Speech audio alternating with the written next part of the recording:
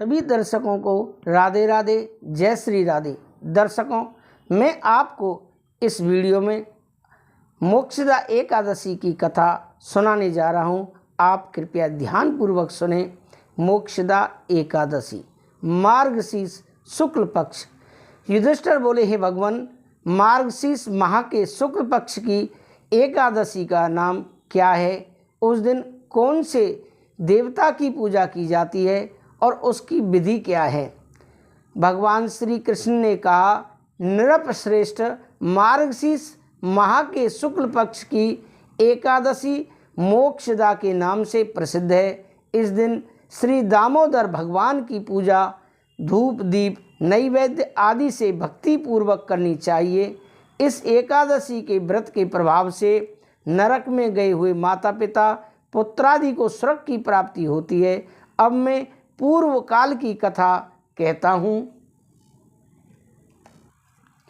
चंपक नगर में बैखानस नामक राजा रहते थे। एक रात्रि स्वप्न में राजा ने अपने पिता को नरक में पड़े देखा। उनको स्वप्न का बड़ा आश्चर्य हुआ। प्रातःकाल होते ही वह ब्राह्मणों के सामने अपनी सब स्वप्न कथा कहने लगे। राजा बोले, ब्राह्मणों, रात्रि को स्वप्न में मैंने अपने पिता को नरक में पड़ा देखा। उन्होंने मुझसे कहा, पुत्र, मैं नरक में भोग रहा हूँ, मेरी यहाँ से मुक्ति करो। अब मैं क्या करूँ? आप लोग मुझे किसी प्रकार तप दान आदि को बताएं जिससे मुझको मुक्ति प्राप्त हो। उस उत्तम पुत्र का जीना व्यर्थ है जो अपने पिता का उद्धार न करे।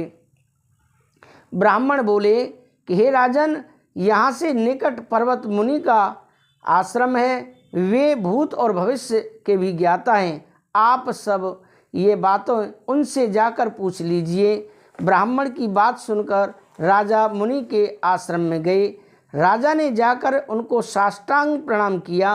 पर्वत मुनि ने उससे सातों अंगों की कुशल पूछी। राजा बोले, हे देवर्षि, आपकी कृपा से मेरे राज्य में सब कुशल हैं, परंतु मेरे मन में अशांति रहती है, उसका कुछ उपाय कीजिए। पर्वत मुनि ने एक मुहूर्त के लिए नेत्र बंद कर दिए और भूत भविष्य को विचारने लगे। फिर बोले, हे राजन, मैंने योग बल के द्वारा तुम्हारे पिता के समस्त कर्मों का ज्ञान प्राप्त कर लिया है। उन्होंने पूर्व जन्म में कामातुर होकर सौत के कहने पर एक स्त्री को ऋतुदान मांगने पर भी नहीं दिया। उसी पाप कर्म के फल से तुम्हारे पिता को नरक में जाना पड़ा है। राजा बोले, हे भगवान, मेरे पिताजी के उद्धार हेतु आप कोई उपाय बताइए। पर्वत मुनि बोले, हे राजन, मार्गशीर्ष माह के शुक्ल पक्ष में जो एकादशी होती है, उस एकादशी को आप उपवास करें, व्रत रखें और उस उपवास के पुण्य को अपने पिता हेतु संकल्प छोड़ दें। उस एकादशी के पुण्य के प्रभाव से अवश्य ही उनका नरक से उद्धार हो जाएगा।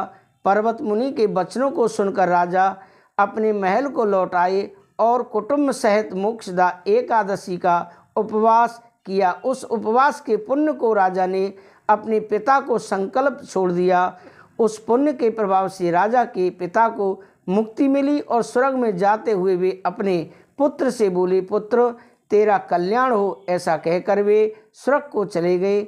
मार्गशीर्ष माह के शुक्ल पक्ष की मोक्षदा एकादशी को जो व्रत करते हैं, उनके समस्त पाप नष्ट हो जाते हैं और अंत में स्वर्गलोक को जाते हैं। इस व्रत से बढ़कर मोक्ष देने वाला दूसरा कोई व्रत नहीं है।